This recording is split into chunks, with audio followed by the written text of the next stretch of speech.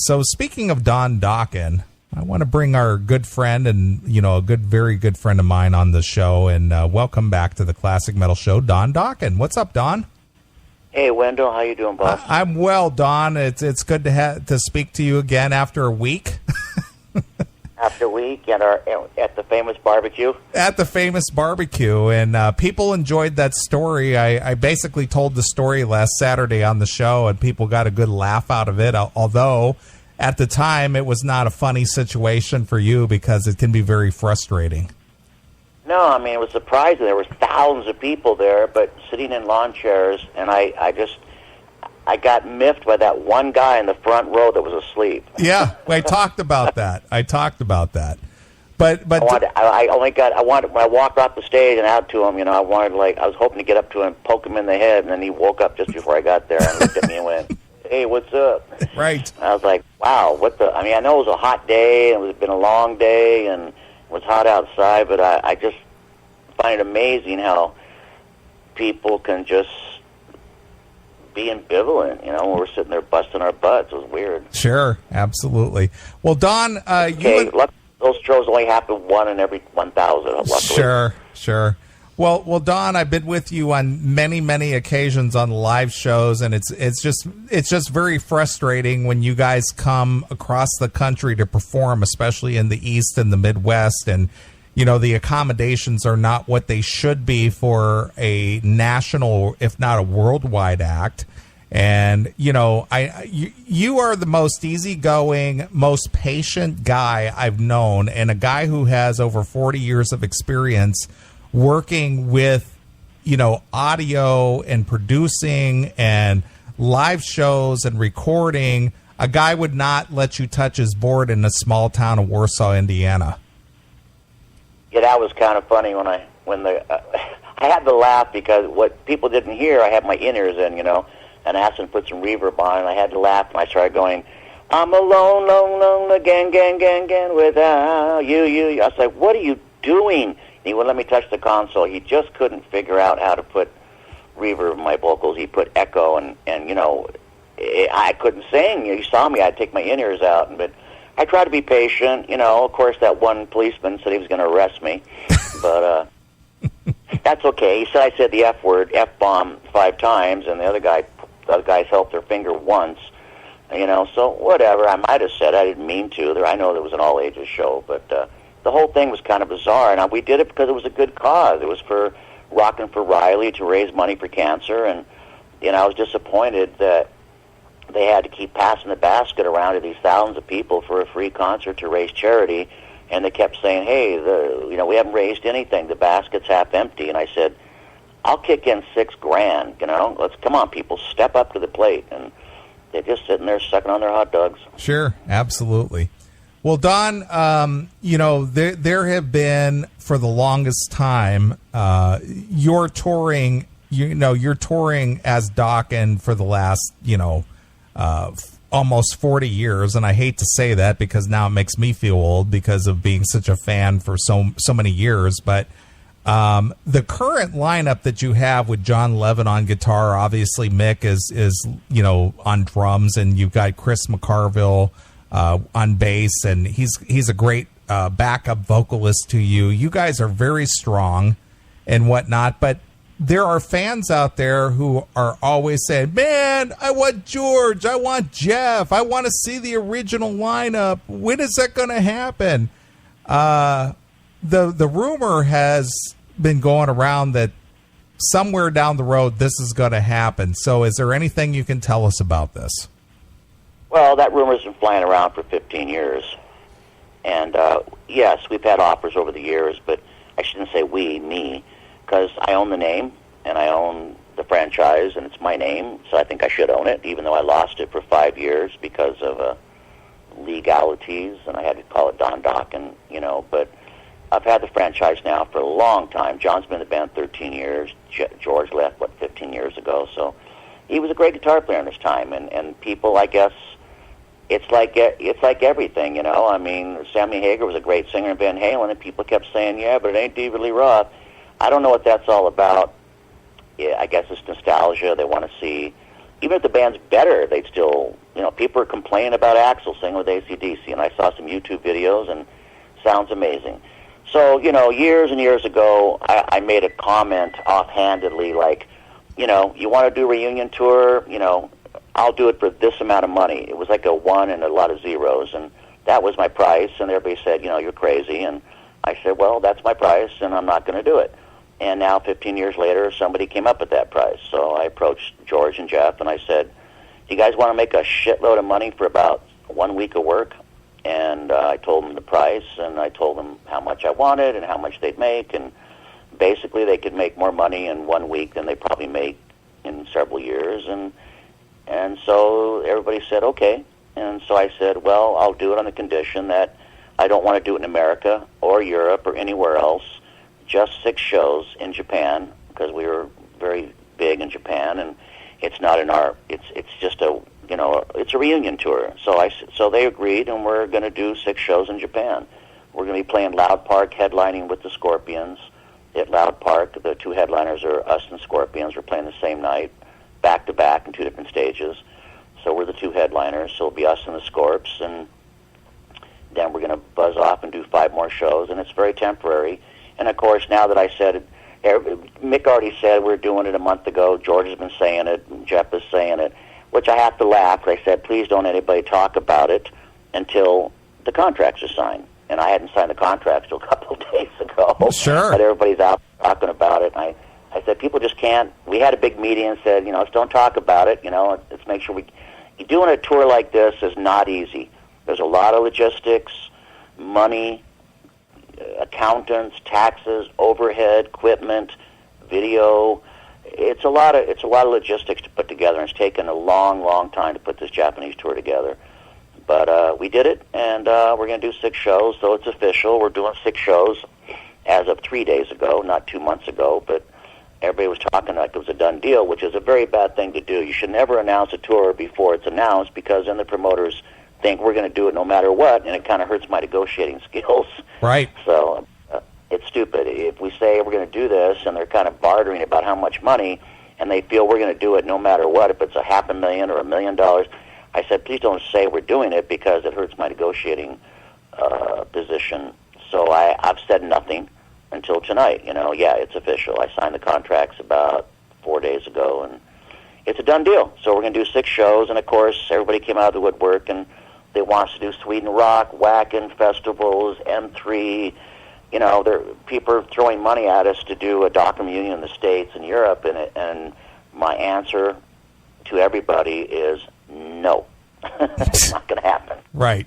Well, Don, obviously I had sent you some text, almost 2 months ago that, Eddie Trunk had, said it on the Twitter that, it's a done deal. It's happening. They're doing this. And, you and I had seen each other in March in Toledo, and you basically made it very, very clear to me, there's nothing in stone. There's nothing signed. I don't even know if it's happening for sure. And no. I made a commitment to you that I would not discuss this on my show until tonight. Yeah. And we haven't. And tonight I am very pleased and honored that you would come on here and make the official announcement tonight. Yeah, I figured I'd do it on your show first. And I don't know why George tells Eddie Trunk and everybody tells this and that, it's a done deal. I don't think they realize you shouldn't do that, because it hurts us. That's basically what happens. It hurts us, as far as negotiating the money and the this and the that and, all that stuff. But, they did. I don't know really why they did that. And so I said, it'll be official when I say yes, and now it's official. So that's that, and it should be fun. I hope we're gonna rehearse in South Dakota at Chuck Brennan's Guns, Gold, and Rock and Roll venue in South Dakota. Badlands Pond. Badlands Pond. He has like this insane venue. I mean, I was shocked when they said, "Hey, I got a pawn shop. Want to play?" And I said, "At a pawn shop?" Okay. So we went. I went and did a kind of like a all-star celebrity thing with Kip Winger and Stephen Piercy and Jack Blades, and they had a house band, and we all just flew in and did our hits, and it was an amazing venue. He's got like a multi-million-dollar video system, multi-million-dollar PA, lights. He's got the largest digital screen behind in the United States. He had custom-made by the people that make these large screens. It's something like 30 feet wide and 30 feet high, and moving cameras on railroad tracks that run around the venue, and steady cams. And so I'm hoping if we, in rehearsals, we feel that we're tight enough on the final day that we actually do a show. We're going to film the whole thing. And if we film the thing, we're going to film it. And hopefully it comes out good, and we'll edit it and put out a live DVD. But it's very temporary. Because you know how I am. I'm so happy with John Levin and Chris. I mean, we get along so good, and we are happy, and we get on the plane, we fly to a venue, and we hang out together, and we go to dinner, and we do the show, and we hang out in the dressing room, and it's very easy. You know, there's no drama. And at my age now, the last thing I need in my life is drama. So I am hopeful everything will go smoothly in Japan, but I am ready for something to. There was always drama in Dokken, so I don't expect anything to change. I'm just going to kind of keep myself removed from it all.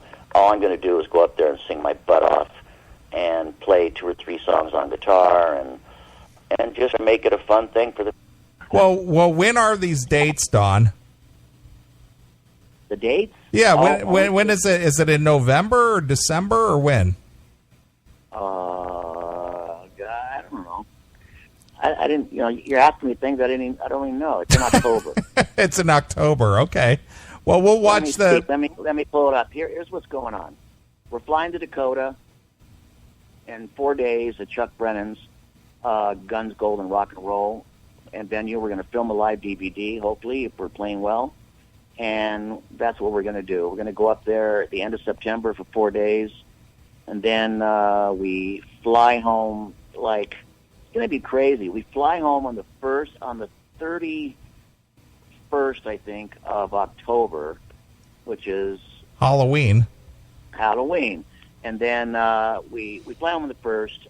On the 2nd, we fly to Japan, land in Kansai on the 3rd, and play the next day. Holy shit. We're going to be toast. But I went ahead. Mick's birthday is in September, so I said, I'm going to treat you to a business class ticket and a sleeper. So I'm going to fly first class. Lady E's going with me. We're going to all fly first class. George and Jeff are on their own. And we play the 4th in Osaka, and then the 5th we're off, go back, and then we go to Fukuoka. We play a show on the 6th.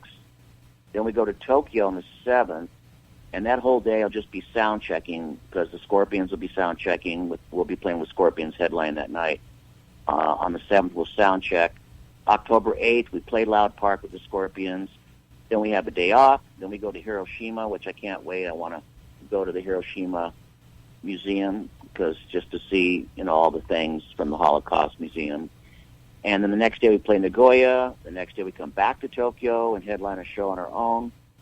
And then on the 13th, everybody's going to bail, and I'm going to stay in Japan with Elizabeth for a week, and we're going to go hit all the onsens.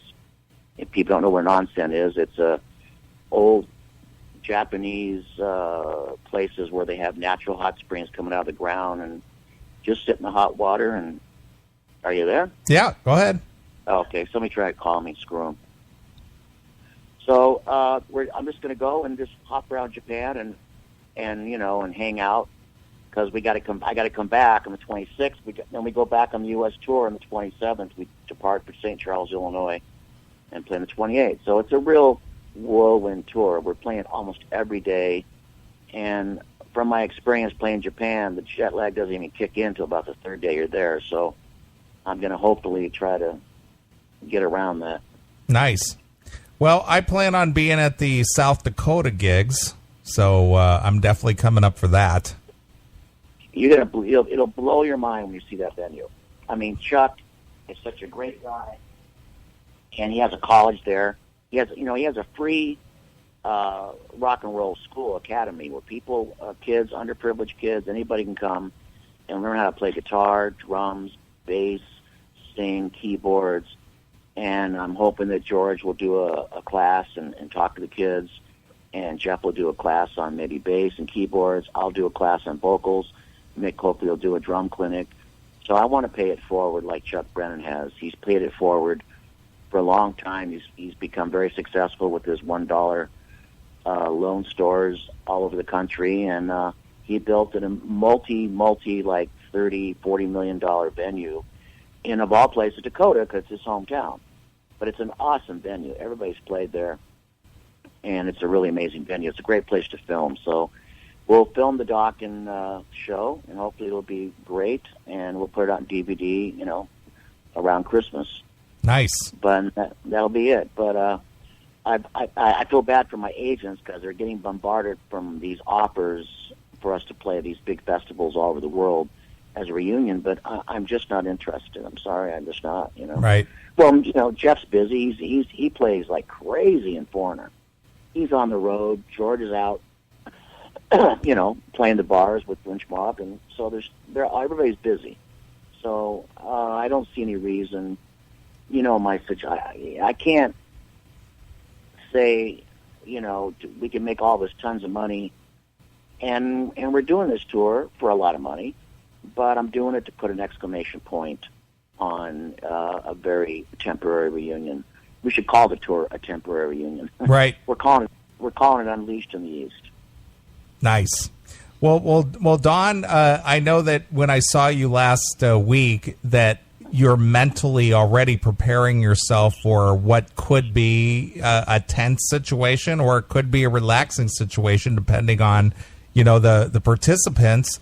And people have asked me, you shared a book with me last week called It's Easier Than You Think, and it's about letting negativity go and, putting yourself in a more positive place. And I've been asked by several people since I talked about it last week if Don Dokken could possibly give the CMS fans the breakfast talk. Okay, what is the breakfast? What is the breakfast? Well, you and I sat and had breakfast last Saturday morning, and you were discussing the book with me and the contents of it, and how you're trying to put yourself in a place of peace, mental tranquility, if you will, in order to do this run in Japan with your former bandmates and make it a positive experience. Yeah, I need to reinforce all that stuff. Yeah, my latest book I've read it many times. It's called It's Easier Than You Think by Sylvia Boorstein. And it's basically a book about the Buddhist way to happiness. And it's a Buddhist philosophy book, which I've studied, for now over 25 years. And of course, now, being with Elizabeth, who's a Zen Buddhist priest, I live a much different life now. And she is all about peace, and really a very peaceful environment. Where we live is a peaceful environment, and we like to keep it that way. That's why we have what we built, with our ponds and waterfalls and landscaping, and like our park, basically. Our backyard is a park. And we have our estate that we try to keep it very peaceful. She wants to go back to teaching meditation, and she's actually in Sweden right now in a retreat doing yoga, because she does yoga every day of her life, 7 days a week, Ashtanga, to keep a peaceful, set mind. And I need to be at peace, and I need to have a clear mind. And so if negative things come into my life, you have to learn how to not let them get to you. Because if you let anybody else's negativity affect you, you lose. There's no reason. You just have to learn. You don't have to shut people down. You just need to, retreat and think positive thoughts and not let negativity come into your life, because it doesn't serve anybody. Right. So that's why, I do read, fanatically almost. Every night before I go to bed, I always, right now with the Buddhist Way to Happiness, I just thumb through it, and I'll just go, okay, my day went like this. What do I want to read about? Do I want to read about compassion, generosity, sympathetic, joy?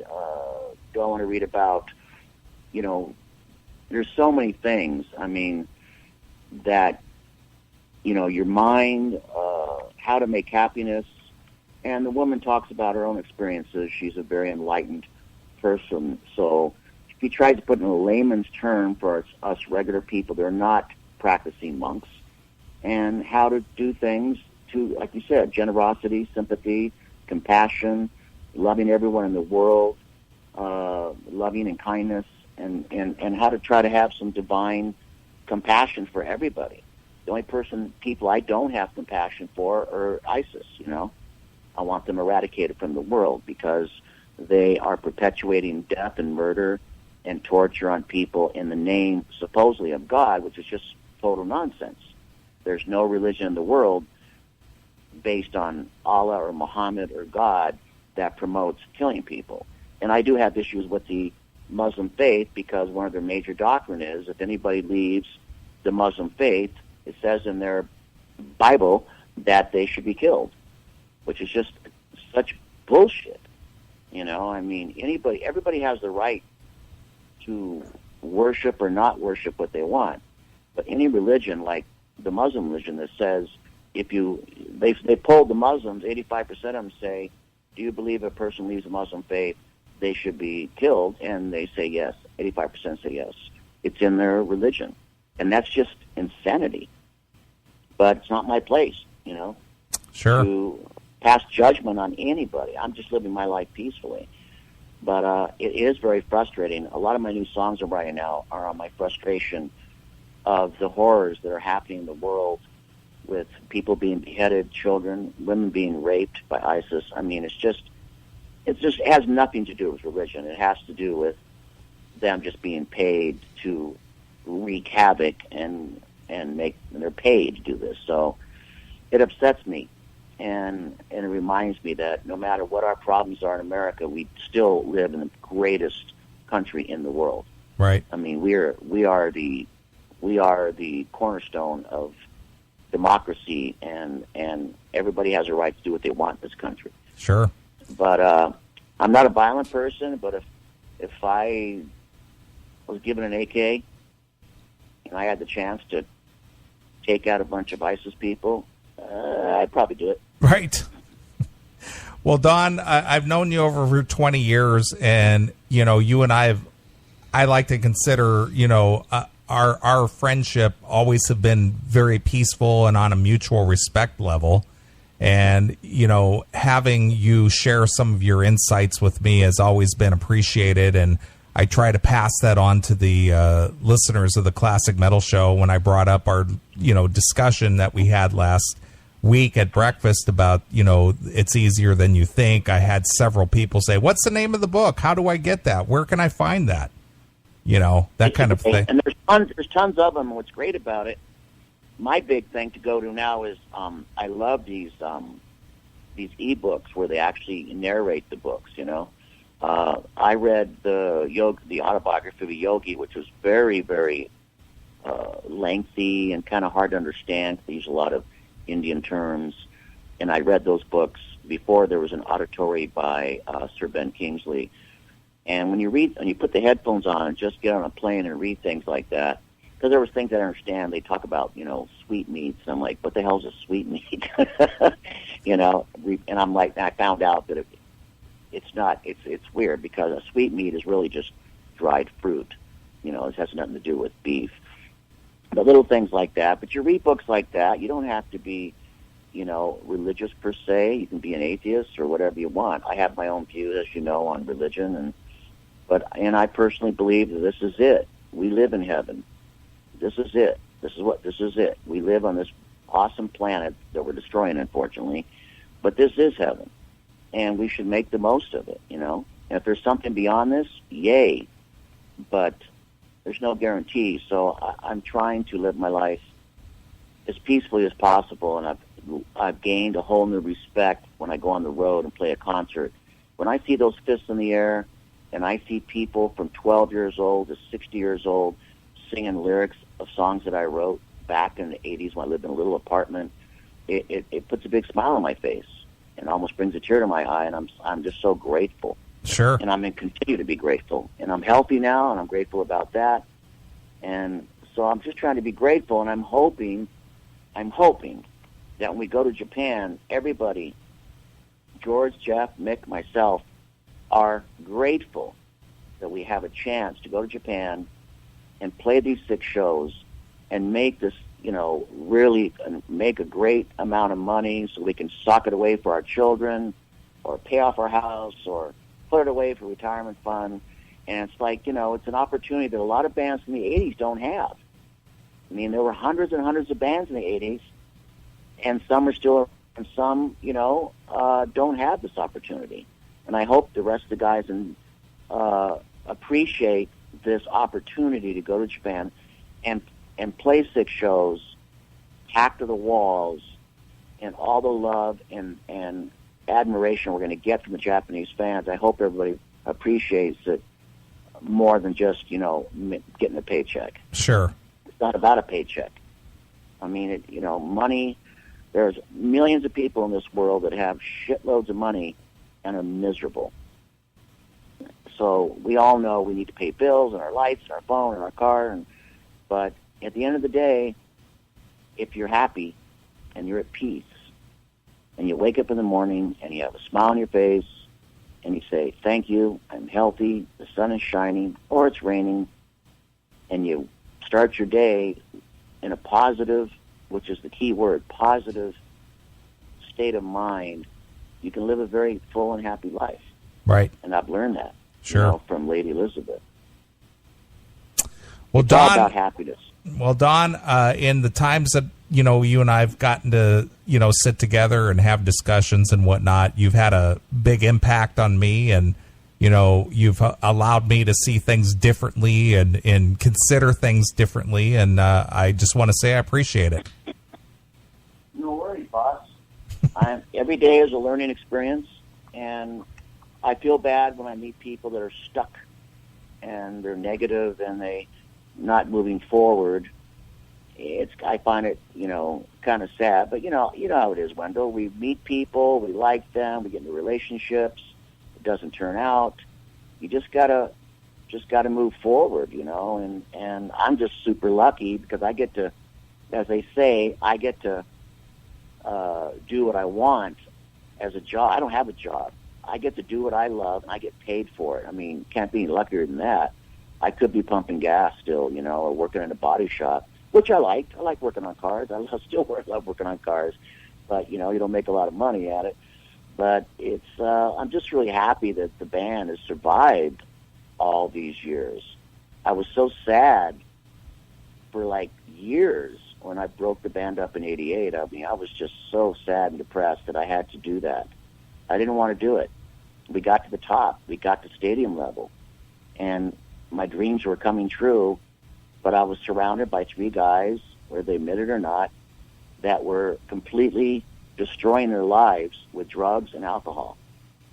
Masses of cocaine and swilling down bottles of wine every hour and violence, and I couldn't do it anymore. I just couldn't watch the rest of the guys implode because I knew if I didn't escape that I'd be sucked into the black hole, and I had to leave. So I did, and I regrouped, and here we are, and, we're playing for thousands of people, and we're selling tickets, and I'm super happy. So I'm really praying and hoping and trying to think positive thoughts that when we get to Japan, everybody will appreciate the gift of what we're doing and not just a paycheck. Sure. But I can't speak for George or Jeff. I know Mick's very excited and he wants to do it. He's got trepidations about doing this. Probably we're going to Mick and I will be in one hotel and Jeff and George will be in another. So that's the way, that's the way it goes. I think we're going to stay in separate hotels because rumor has it that some of the members are bringing their significant others with them, and I don't want to be around any drama. Right. Any kind, and I've seen plenty of drama in Dokken, boy.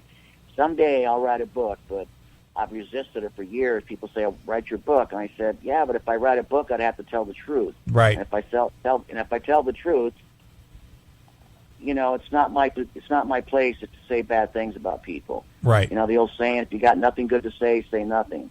So if I don't say all the truth, it'll be a boring book. Right. Absolutely. I've done it, Right. If I told the truth, I'm pretty sure it'd be a bestseller. Sure. Some of the stories I've told you in private, I see your eyes raised. You said, what happened?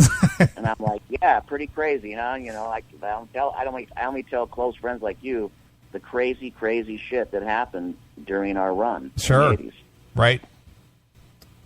Well, Don, I'm happy for you. I'm happy for you. I hope the reunion, is everything that the fans want it to be. I hope the DVD shoot goes well. But I do like the path you're on with your current lineup. As you said, you guys are very cohesive. Everybody seems lighthearted and happy, even in the face of, things like people not being there to take you to the airport when they're supposed to. Yeah, that was hilarious, huh? If it wasn't for you being there at the show, I can't believe the promoter abandoned us in a hotel 50 miles from the airport and no ride. If you had left, we would have been shit out of luck. We'd been calling the $300 taxi ride. And, the week before that, we had a really tough run. John and I got stuck in an airport for 9 hours. Wow. Man, that was brutal, man. At my age, I was like, this is going to kick my ass. And we were laying in the airport on the floor, and then they said, get on the plane, get off the plane. The plane broke down. We got in the runway. They took it back to the gate. And, so we were stuck for 9 hours just to get to Texas, and another 4 hours to get to the gig. And John and I got pretty beat down. I ended up getting really sick with laryngitis and bronchitis from sucking up germs off the carpet, in the airport. And we both got sick as a dog. But we kept saying to each other, well, we either do this, we have to get a job. Right. Right. It's not all glorious and all that stuff. And I was tempted at one point. I said, John, why don't I just put down my credit card and whip out my Amex? Let's just hire a private jet and get the hell out of here, man. Can't be more than $10,000. Let's just get out of here and go. And I was so tempted. I was getting ready to call a private jet service to get us to the show. And finally we got out of there. But it's always a downside and upside. I've always said, my saying, it's 22 hours of hell for 2 hours of glory. Right, right. It isn't all it's cracked up to be. And, of course, people ask me all the time, well, you still got groupies? And I go, I don't even know what a groupie is. Are you talking about the 55-year-old woman with 3 kids that saw us in the 80s? They don't show up in miniskirts. And when they do, they shouldn't be wearing those miniskirts. Right. They don't fit into it anymore. Nice. In the Midwest, it's a little different in the Midwest. There's a lot of, people do eat a lot of cheese. You're in Chicago. Right. The diabetic rates, in the Midwest are higher than they were in the country. And I live in California. We're all about avocados and salads. And things are a little different in the Midwest, Sure. And I'm guilty, though. Every time I go in the Midwest, I'm like, when I see something in the menu that says, chicken fried steak with gravy and mashed potato. I'm like, man, I shouldn't eat that, but I'm gonna. Nice. It's comfort food. Comfort food. Sure. But I'm looking forward. It's going to be fun. My thing I'm trying now, I'm hoping I'm going to reach out to Jeff tomorrow. What I'd like to do in the perfect world is write one new song. I'll let Jeff and George write it. I'd like them to write a new piece of music, send it to me, let me write the lyrics, let me arrange it, and I'll sing it. I'd like to play one brand new song in Japan. Right. And that, in the perfect world, I don't know if George has time or Jeff has time. They're both on tour and they're very busy. I think George has a show like the night before he goes to Dakota, so he's really hitting it hard out there. Sure. But if they're home and I would like to write a new song, up tempo, kind of a not a Paris is Burning, but maybe like a Tooth and Nail or something. Not double, but more like a Just Got Lucky, kind of an up happy song. Sure. With maybe a tongue-in-cheek lyric about something like a lot of the songs we did, maybe like a Burning Like a Flame kind of song. George comes up with those really good riffs like that. And if George and Jeff could get together and write like a Burning Like a Flame riff and give it to me, let me write the lyrics, I think it'd be kind of cool for us to play a brand new song that no one's ever heard before. And I'd also like to do Lost Behind the Wall, maybe Sleepless Nights, or maybe Heaven Sent, maybe Burning Like a Flame. We never did Burning Like a Flame live because it's so damn high for me. Right. But, I'm working on it. We're working on everything. Right now I'm just trying to arrange getting the video crews together and the cameras and the logistics and it's a lot involved to do a tour like this. It's going to be we have to have bodyguards and all that crap when we go to Japan, and it's going to be a lot of chaos, but I'm just going to try to keep my peace and keep in a spiritual place. And, how I am right now in my life.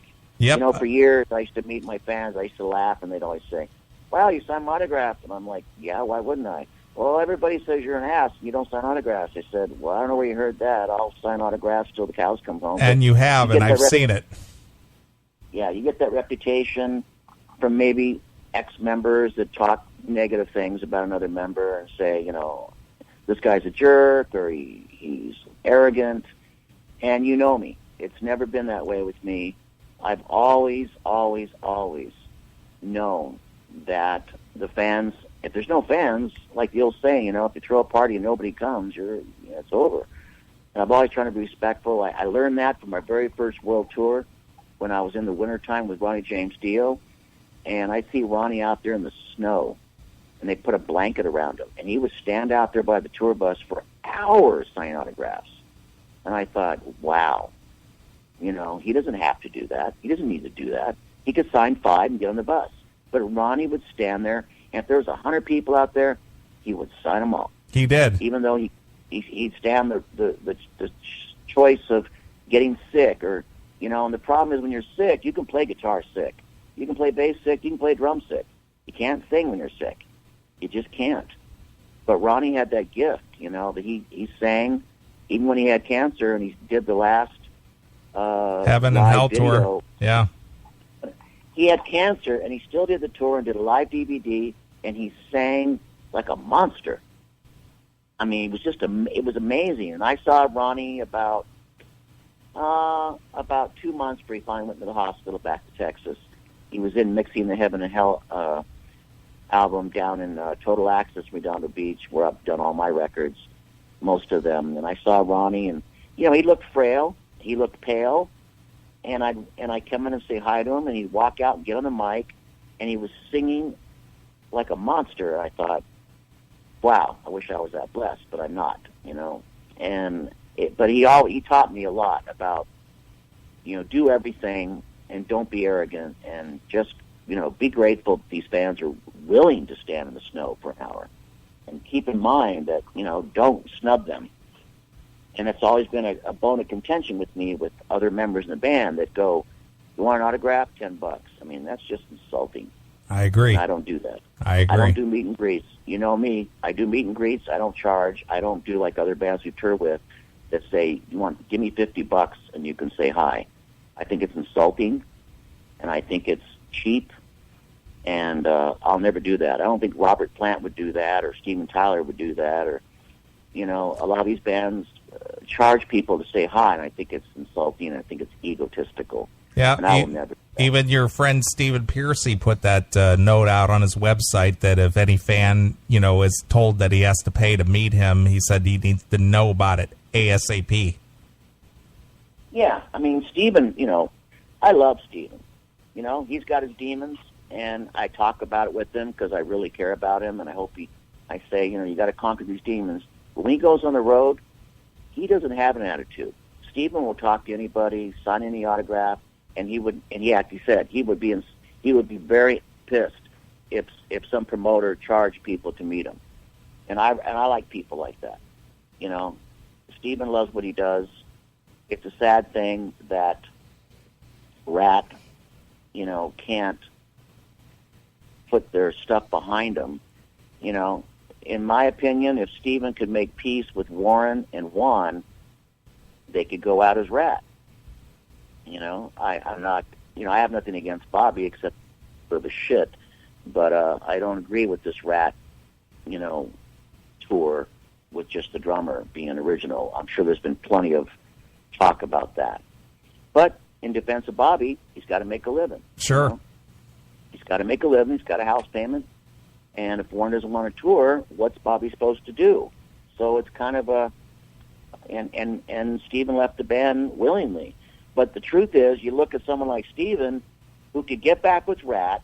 They can make hundreds and hundreds, maybe millions of dollars as a reunited Rat with Steven, but he is more at peace to go out and play a club for 800 people. He's happier.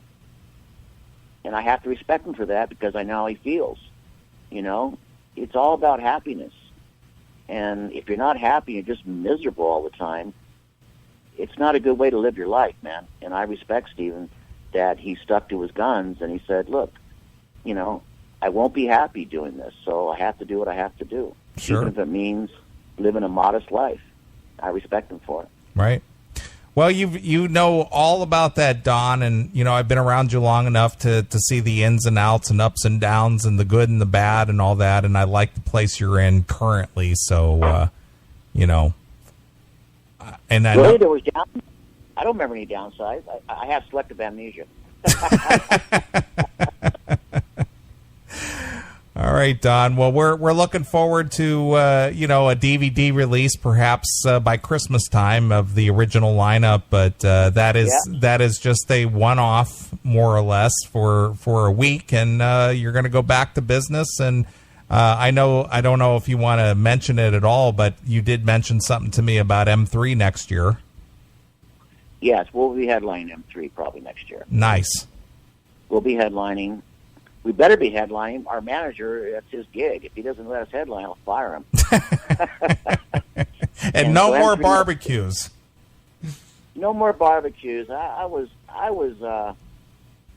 don't think those people understood. The weird thing was, you were there were thousands of people there. And I thought, wow. And when I said, you know, and I was shocked that everybody was such in a melancholy state. You know, Jack had a good show. Jack Russell had a good show, a Great White.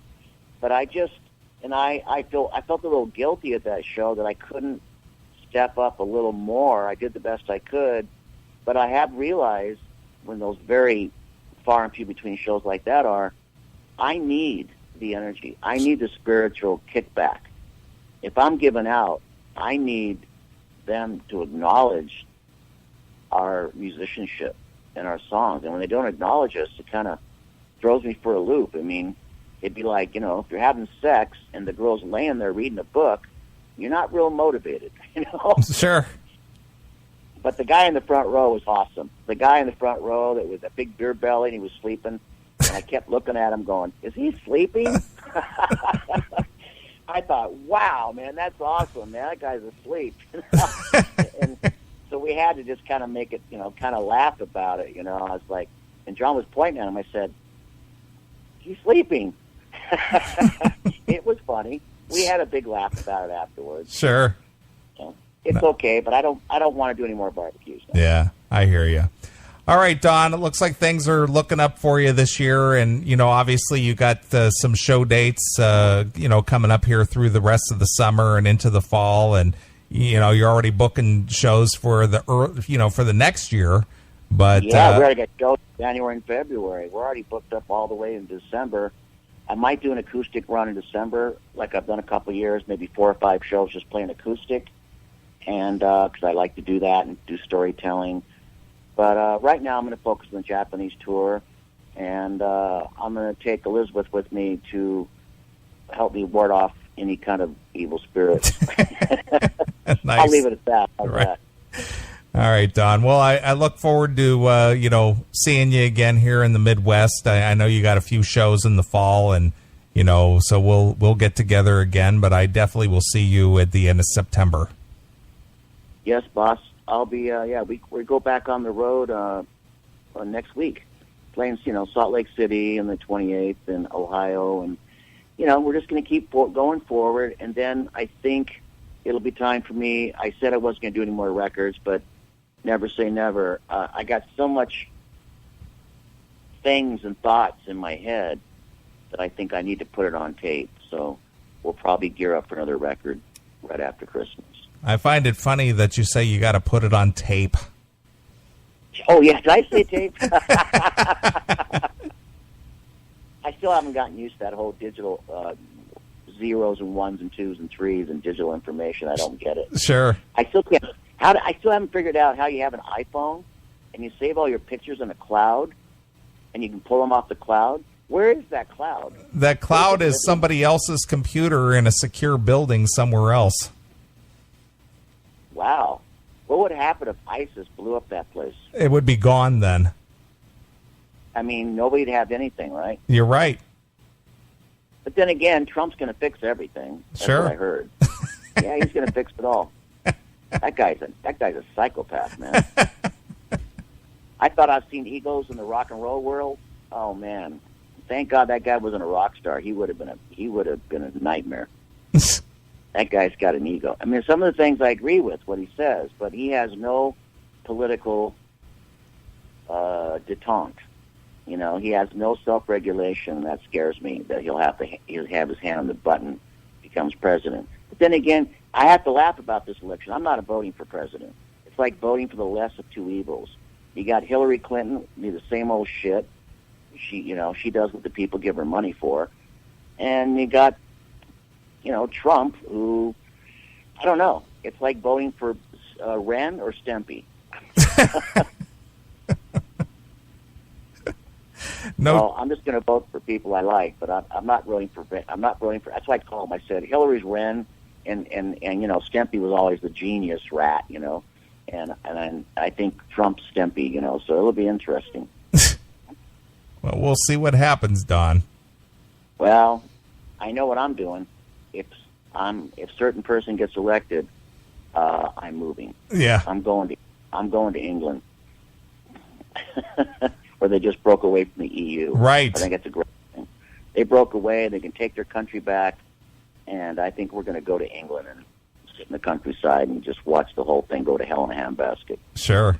All right, boss. You take care of yourself. I love you. God bless you, and I hope your listeners can take to heart. If you want to just find some very, very easy ways to find a way to take stress out of your life and happiness and tension, you might want to look at the Buddhist philosophy. It's not a religion. It's just a way of life. And I highly recommend that book, The Buddhist Way to Happiness by Sylvia Boorstein. Like you said, it's easier than you think, and it's my go-to book right now. Excellent. Well, I think the best way to close this interview out is to play something from Dysfunctional. Of course, that's my favorite Dokken disc, and I think my favorite too. In Japan, it was voted. That album wasn't our most successful album. Actually, that album was composed by just Jeff and myself mostly, and Mick. And George came in at the last second and played some solos on it. George wasn't involved in the writing of Dysfunctional. It was my proudest record, and now it's been 25 years, and our record sales on that have tripled. People are discovering Dysfunctional because it's a killer record. It is. Well, I think a good way to close this interview is Inside Looking Out. Yeah, man, that's a nice kicker. You know what? That'd be a good song to play live. Sure. All right, Don, I appreciate you taking the time and, calling my show and making the official announcement and all that good stuff. And we'll hook up again very soon. Yep, we'll be hitting the stage in Japan October 3rd in Kansai, Japan. October 4th, Osaka. October 6th, Fukuoka. October 8th, Loud Park. October 10th, Hiroshima. October 11th, Nagoya. October 12th, Tokyo. And then I'm going to go sit in a mineral hot springs with Lady Elizabeth. Nice. All right, Take Don. care, boss. All right, here it is. It's Dokken with Inside Looking Out, exclusively here on Your Classic Metal Show.